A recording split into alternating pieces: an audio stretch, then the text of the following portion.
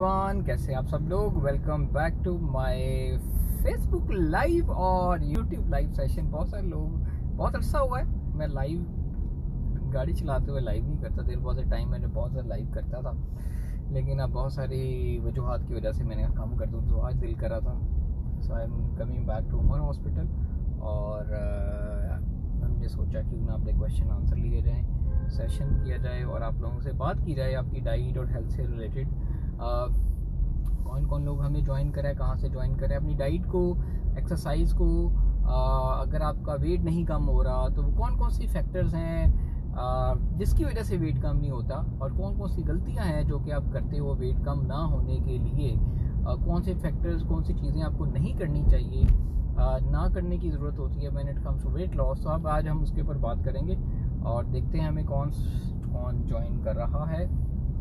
और mental health के ऊपर भी स्पेशली बहुत सारे लोग मेंटल हेल्थ से रिलेटेड एंजाइटी, डिप्रेशन का शिकार होते हैं, गुस्सा बहुत आता है, एब नॉर्मल जो इश्यूज होते हैं, जो मेंटली चैलेंजिंग पीपल हैं जिनके अंदर एग्रेशन, फियर, एंजाइटी, ट्रॉमास बहुत सारी, जिसकी वजह से स्टमक अपसेट हो जाता है, जिसकी वजह से आपका डाइजेशन ख़राब है, जिसकी वजह से आपकी बहुत सारी फिजियोलॉजी है वो डिस्टर्ब हो जाती है।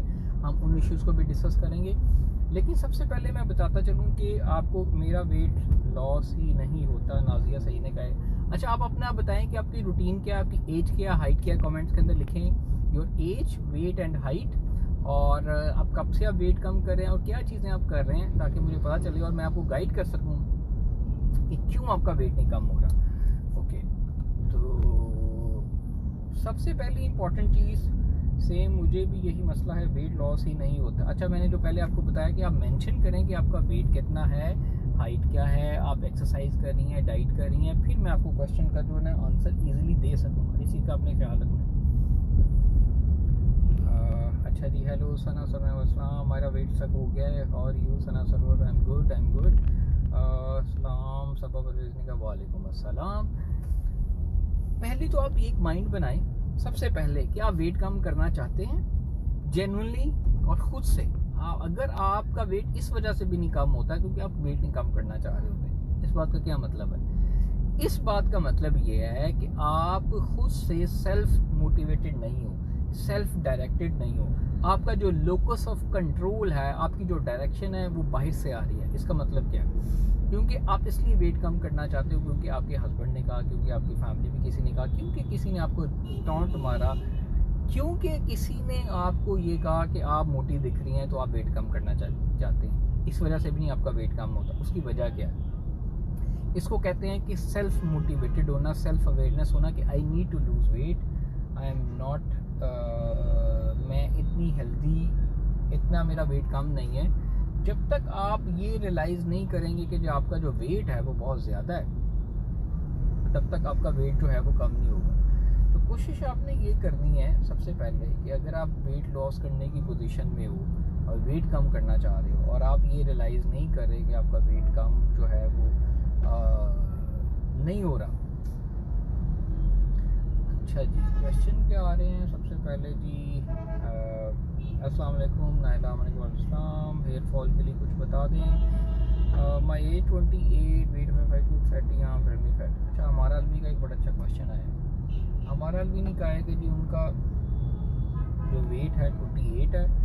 सबा परवेज़, अस्सलाम वालेकुम। आप क्वेश्चन नीचे लिखते जाएँ, मैं सबके क्वेश्चन पढ़ के थोड़ी देर में उसका आंसर देता हूँ। इस depression is the cause of stuck weight और ओवर वेट। अच्छा, सबा परवेज़ ने कहा है यस, जो वेट ज़्यादा होता है वो डिप्रेशन क्या होता है, क्योंकि आप नहीं वेट कम करना चाह रहे। अगेन सबसे पहले when it come to weight loss या कम करने की पोजीशन में बहुत सारे लोग खुद मोटिवेटेड नहीं होते, वो खुद नहीं कम करना चाह रहे होते।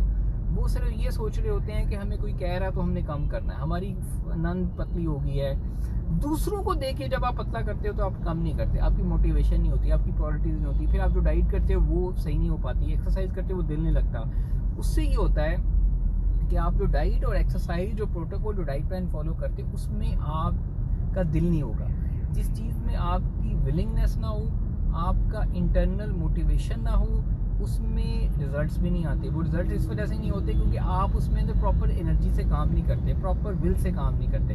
तो ये सबसे पहला पॉइंट हुआ आपके वेट स्टक होने की वजह से। आप फ्री देते हैं अपॉइंटमेंट, हमारा हाथ ने कहा बिल्कुल उसका बता दें, नो अपॉइंटमेंट फ्री नहीं है, देयर इज चार्जेस। लेकिन इस डिप्रेशन से कॉज की वजह से, अच्छा मेरा वेट एक वीक तक कुछ भी नहीं खाया, मैंने एक वीक तक कुछ नहीं खाया, सिर्फ वाटर एंड वेजिटेबल, पर फिर भी नहीं कहूँगा। तो नाजिया सैयद, आपको किसने कहा है कि एक वीक तक कुछ भी ना खाने से, भूखे रहने से वज़न कम होता है? ऐसा बिल्कुल भी नहीं है। अगर आप ये सोचते हो कि बिल्कुल भूखे रहने से, कम खाने से आपका वेट कम होता है या लोगों का होता है, तो बड़ी गलत अप्रोच है। और अगर आप ये समझते हैं तो कुछ आपका करना पड़ेगा, कोशिश ये करें।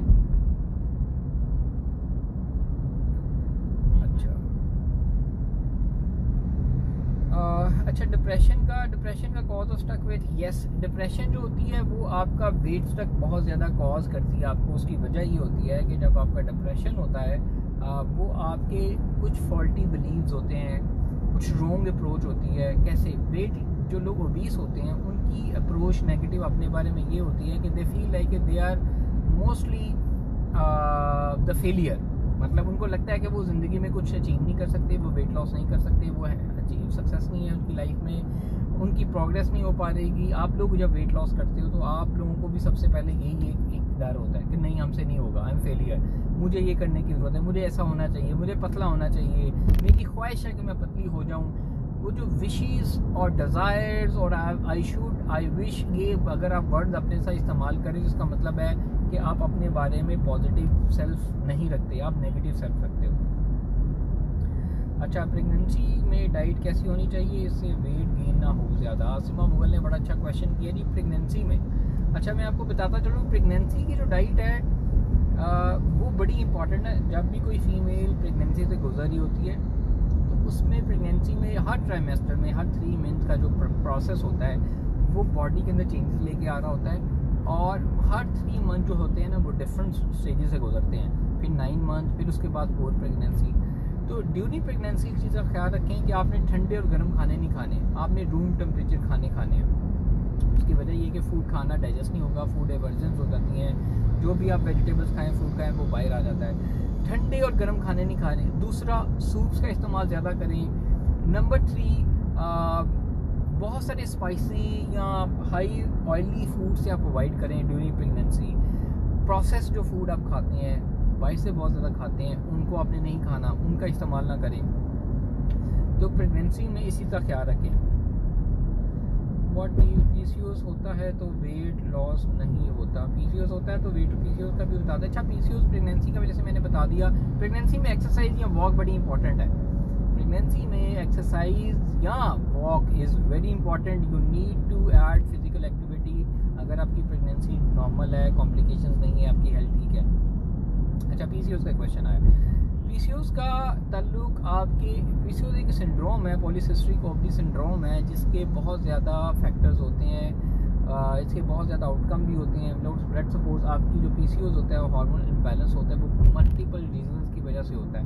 आपकी बॉडी फूड को प्रोसेस नहीं कर पा रही, डाइजेस्ट नहीं कर पा रही, इंसुलिन जो रेजिस्टेंस हो जाती है, आपके हार्मोन जो है डिस्टर्ब हो जाते हैं, आपकी जो प्रेगनेंसी है वो प्रॉपर तरीके से अचीव नहीं, सक्सेसफुल नहीं हो पाती। उसके लिए अपने हार्मोन्स को बैलेंस करने के लिए आपको एक गायनेकोलॉजिस्ट, एंडोक्राइनोलॉजिस्ट, न्यूट्रिशनिस्ट और आपको एक कोच की ज़रूरत होती है, ताकि आप अपनी डाइट के ऊपर काम कर सकें, आप अपने एक्सरसाइज के ऊपर काम कर सकें, अपने लाइफस्टाइल के ऊपर काम कर सकें, फिर अपने हार्मोन्स के ऊपर काम कर सकें और अपनी इंसुलिन या शुगर लेवल को मेंटेन कर सकें। अच्छा जी, what is your point of view?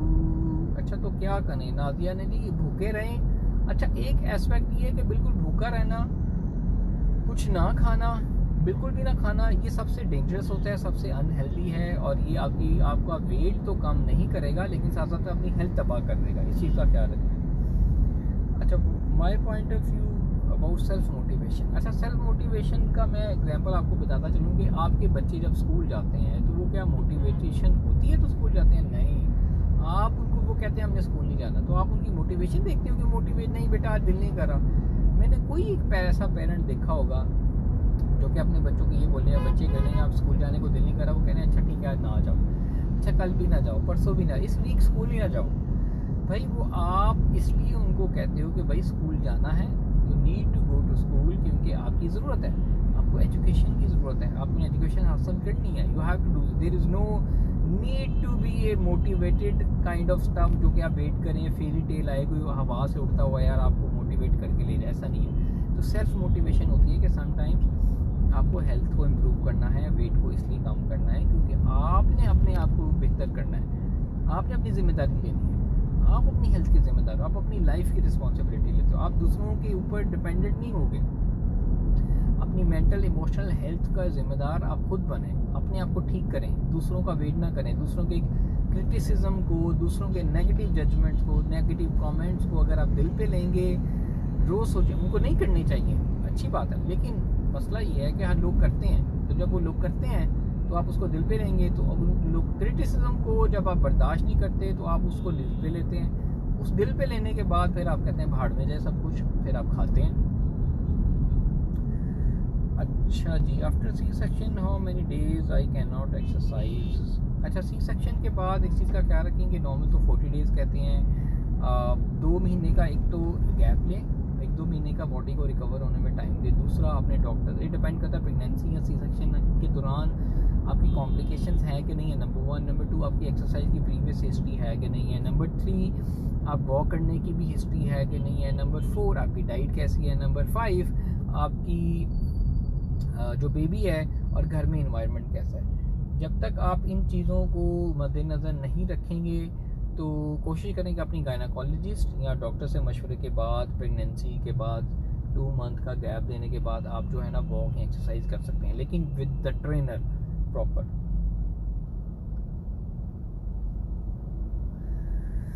अच्छा जी, पीसीओएस और पीसीओडी में क्या, अच्छा पीसीओएस और डिजीज़ में जो मुझे लग रहा है पॉलीसिस्टिक ओवरी सिंड्रोम और पॉलीसिस्टिक ओवरी डिजीज़ बेसिकली उसकी बीमारी होती है, सिंड्रोम बेसिकली एक ही बीमारी, उसके डिफरेंट जो होते हैं ना वो होते हैं, सॉरी क्या उसे कहते हैं, वो डायबिटीज़ है, वो मल्टी फैक्टर्स की वजह से हो सकती है, उसकी कोई एक डायग्नोज नहीं हो सकती, कोई एक एरिया ख़राब नहीं होता।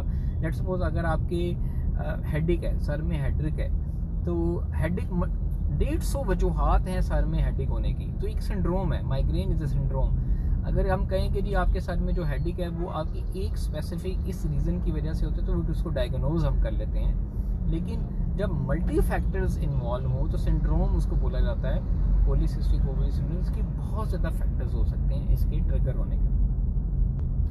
How much milk in pregnancy, pregnancy में जी कितना, प्रेगनेंसी के दौरान मिल्क आप लें, डेली का 1-2 ग्लास पिए, अगर आपको कोई मसला नहीं है डेयरी से लैक्टोज से टॉलरेट कर सकते हैं तो 1 से 2 ग्लास डेली पी सकते हैं, उसके अंदर कोई मसला नहीं। अच्छा, जो बहुत सारे लोग क्वेश्चन पूछ रहे थे कि ऑनलाइन कोचिंग प्रोग्राम का, और साथ साथ में उनके माइंड में ये है कि जो लोग अपॉइंटमेंट लेना चाह रहे हैं, make sure my number is given, आप इस नंबर के ऊपर व्हाट्सएप सेंड कर सकते हैं, अपॉइंटमेंट ले सकते हैं। और ऑनलाइन कोचिंग प्रोग्राम जो कि हमारा 1 ईयर का प्रोग्राम है, उसकी अभी रजिस्ट्रेशन ओपन है, आप ऑनलाइन कोचिंग प्रोग्राम ज्वाइन कर सकते हैं। अगर आपको पीसीओएस है, अगर आपकी डाइट अच्छी नहीं है, एक्सरसाइज रूटीन नहीं है, अगर आपको गाइडलाइन चाहिए, कोच चाहिए जो कि आपको गाइड कर सके स्टेप बाय स्टेप, सो आप ऑनलाइन कोचिंग प्रोग्राम ज्वाइन करें और अपनी डाइट और हेल्थ को बेहतर कर सकें। दोबारा लाइव आप लोगों से दोबारा इंशाल्लाह मुलाकात करेंगे, दुआ में ख्याल रखिएगा, टेक केयर।